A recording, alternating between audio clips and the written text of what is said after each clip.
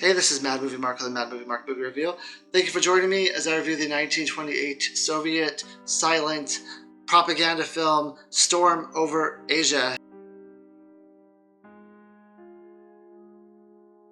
Hey, well, let's try to cool our heads here. Let's try to calm down a little bit.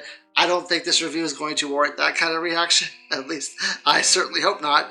Storm Over Asia, also called The Heir to Genghis Khan, is the final in a trilogy of movies. The other two were Mother and The End of St. Petersburg.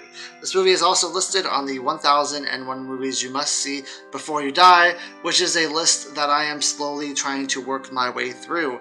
Now, this is the third or fourth Soviet propaganda film that I've ever seen, and I will say right off the bat that I am not a fan of Soviet propaganda films, at least the ones that I've seen before. I think all of them have been silent films, and they're all famous, they're all groundbreaking for different things. Battleship Potemkin had that montage scene where the stroller is going down the stairs. It used fantastic cinematography. This movie is known for its Soviet montage movement scenes.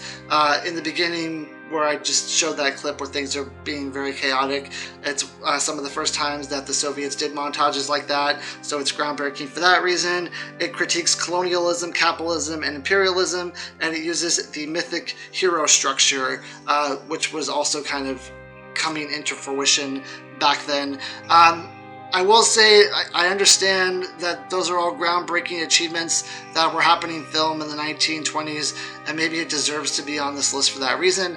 But in my opinion, this movie is incredibly boring, except for the last 15 to 20 minutes where the action really ramps up, where it really brings you in, where you really finally get engrossed in this movie and you finally care about what's going on with the main character. I feel like the rest of it up until that point is just drawn out.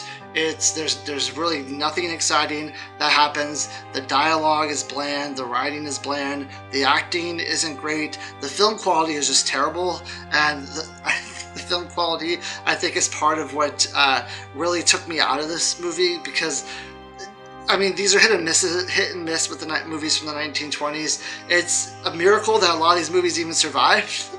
So when you get any type of film quality, you can consider that amazing, but some of them are just so much better than others, and this is on the lower end film quality, and I just wasn't digging it, really. I wasn't a huge fan. So I wrote down a synopsis of this movie. So a young Mongolian trapper and herdsman is cheated out of a fox fur by a European fur trader, and they end up brawling. So the Mongolian ends up really beating up this European fur trader pretty badly, and the European fur trader, after he gets beaten up, he runs out of the room. He holds his hand like this in the air. It's a bloody hand that he has in the air that he's holding up like this, and he says, "Avenge the white man," as he runs out of the room, and it's very melodramatic.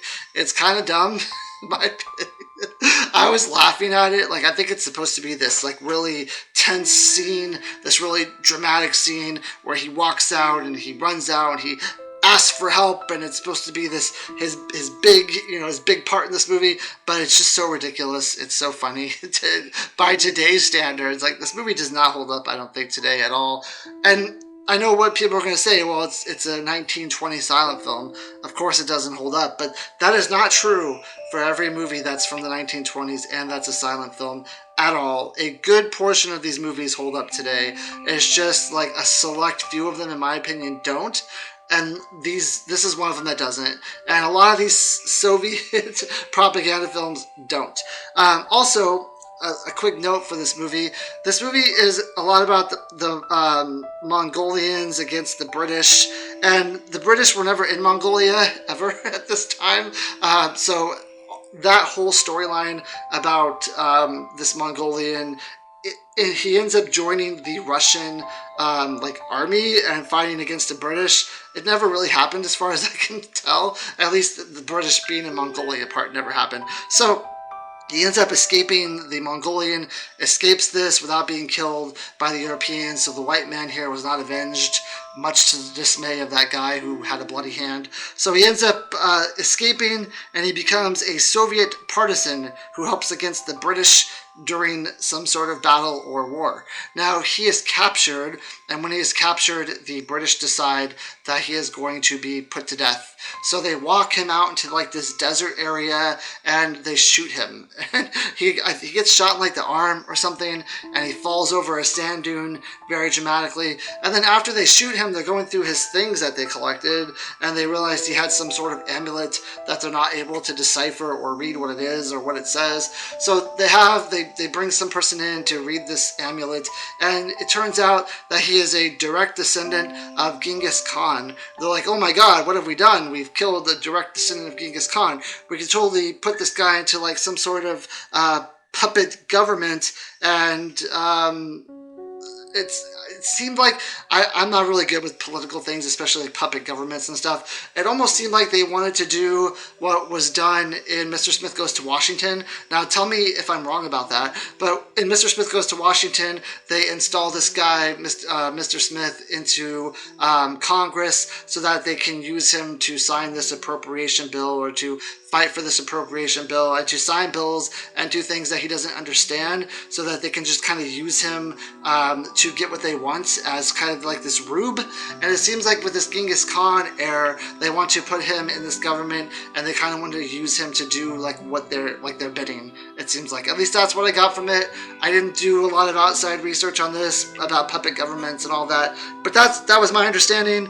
Again, maybe it's wrong, but that's what I understood they wanted to do. So he ends up like, they end up going back to see if he's alive or not, and he ends up coming back all bandaged and beaten and bruised and injured, and they're like, hey, you're like the guy, you're the Genghis Khan heir, so we're gonna, sorry about the whole shooting you thing, but we're gonna put you as the leader of this government entity, whatever.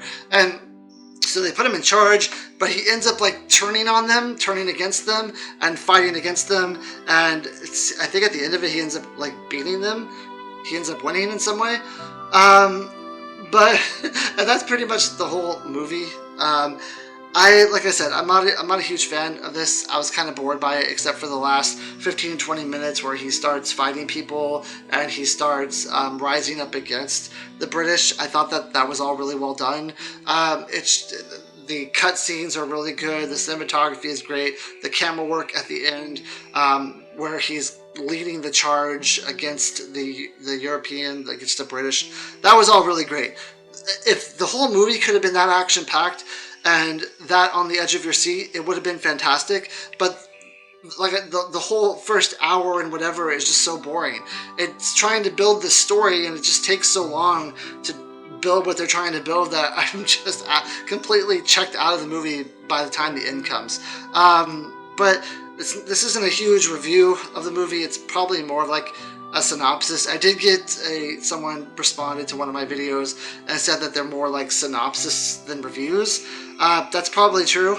I do try to give my own opinions. I do try to put like sometimes real life stories into these things. I'm doing my best, but this was a movie that I was not passionate about either way. I didn't enjoy it. I don't have a whole lot to say about it outside of the fact that it's going to be lower on my list for the 1920s. In fact, I give it a 7 out of 10, and I'm honestly just glad that this review is done, because I put this off for a little while because I was just not motivated to review this movie or to talk about this movie or to say anything about this movie. But it's a 7 out of 10, and a lot of that is just because of the last 15 to 20 minutes. I really thought that part of it was really great. Anyway, I hope you join me next time when I review another movie that I don't remember what it's called right now. So thank you. I hope you have a great day.